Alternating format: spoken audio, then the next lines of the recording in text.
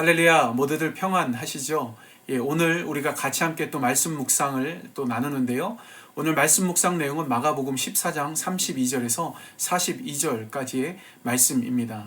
네, 오늘 말씀을 보면은 예수님이 베드로와 야고보와 요한을 데리고서 겟세마네 동산에 기도하러 가셨습니다.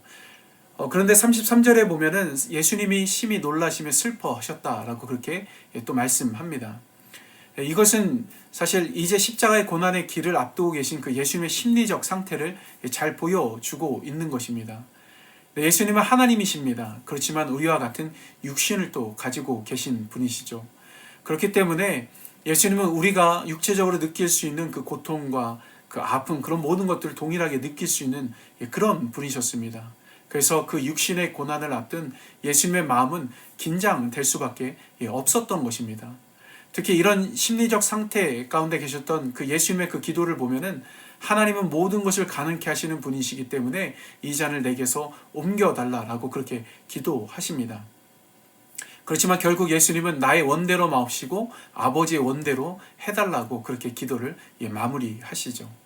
네, 이처럼 예수님은 기도를 통해서 그런 육신의 연약함을 뛰어넘으신 것입니다. 그리고 예수님께서 앞으로 걸어가셔야 할 그 고난의 길을 선택하신 것이죠. 쉽지 않은 결정이었을 것입니다. 하지만 예수님은 자신의 뜻이 아니라 자신을 통해 하나님의 뜻이 이루어지기를 원했고 또 그 간절한 그 마음이 예수님 마음 가운데 가득히 있었던 것입니다. 한번 이런 예수님의 모습을 보면서 우리 자신의 모습을 되돌아볼 필요가 있습니다. 특히 오늘 말씀 속에 제자들의 모습 속에서 우리의 모습을 사실 볼 수 있습니다.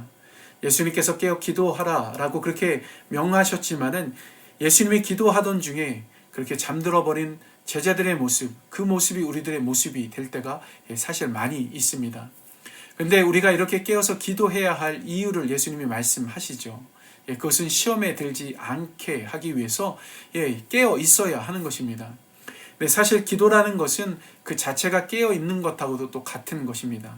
그리고 기도는 나를 내려놓고 하나님을 의지하는 것하고도 같은 것입니다.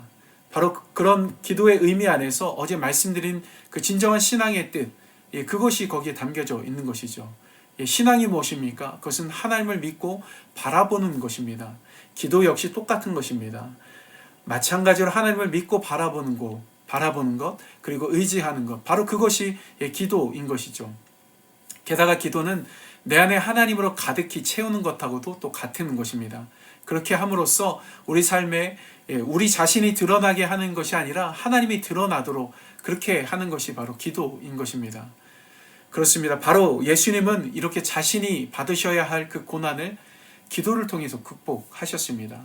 네, 우리 삶 속에서도 어려움이 있다라는 것, 그 자체를 부정할 수 없을 것입니다. 개인적으로 요즘 이제 마켓에 가게 되면은 숨을 제대로 쉬지 못할 정도로 긴장이 많이 됩니다.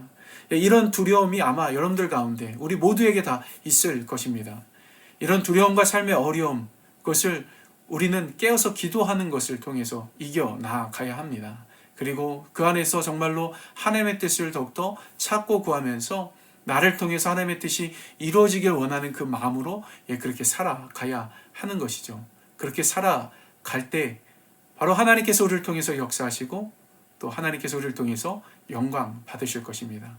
그렇게 살아가면서 하나님 앞에 기쁨 되는 또 그런 귀한 삶을 사셨으면 좋겠습니다. 그리고 계속해서 예수 그리스도의 그 고난의 의미를 우리 마음에 깊이 묵상하면서 앞으로 다가올 그 부활절을 우리가 새로운 마음으로 맞이했으면 좋겠습니다.